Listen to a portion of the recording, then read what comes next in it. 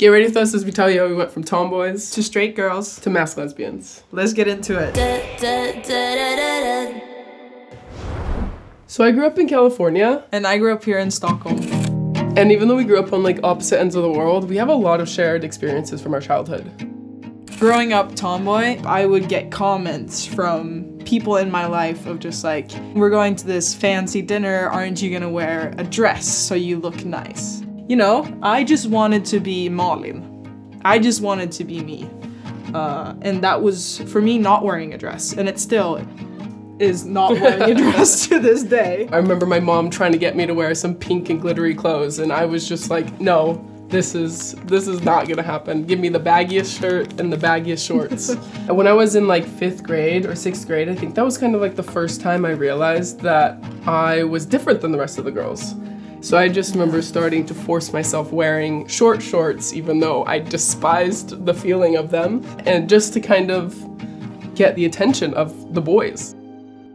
I moved here to Sweden like 3.5 years ago with my ex-boyfriend of 4.5 years. Shocker, scandalous. I know. I came out, broke up with my boyfriend, and started kind of exploring the masculine side of me.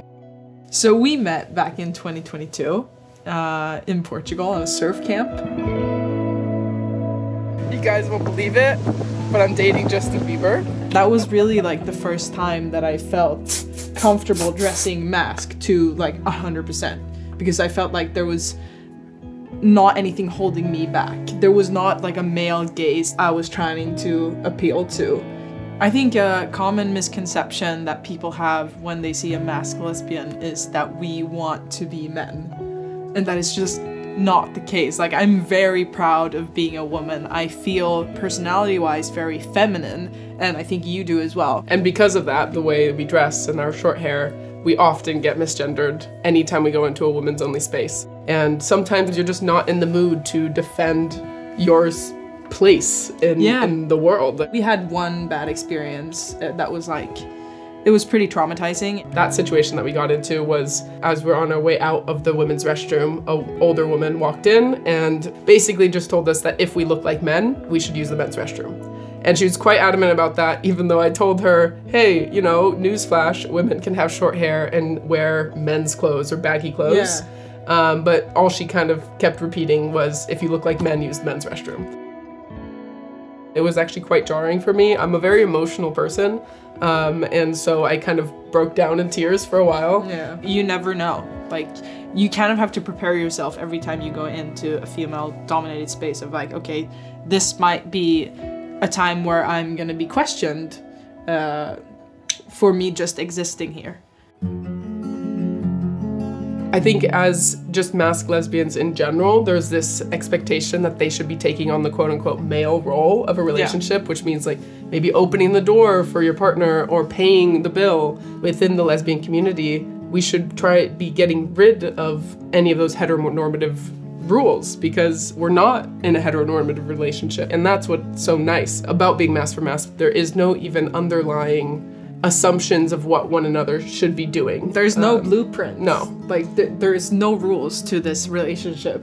Now looking back at it, I think I was like 80% myself. Yeah. When we first met. I get teary-eyed talking about it, because I truly feel comfortable when I'm with you, and for the first time, I truly feel like myself, and I just want to exist as me.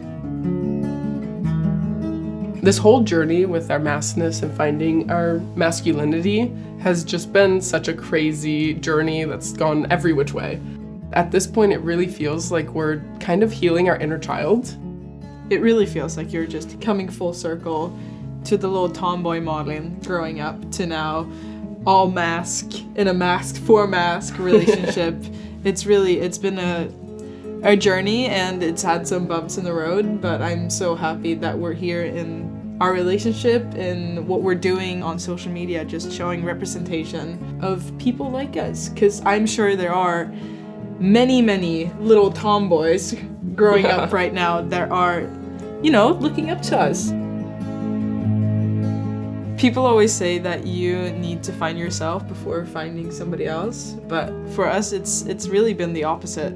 Yeah, we really kind of just found ourselves together on this journey of our masculinity, of our queerness, of everything. Just the journey that we've been on together has just been so beautiful. Let's go!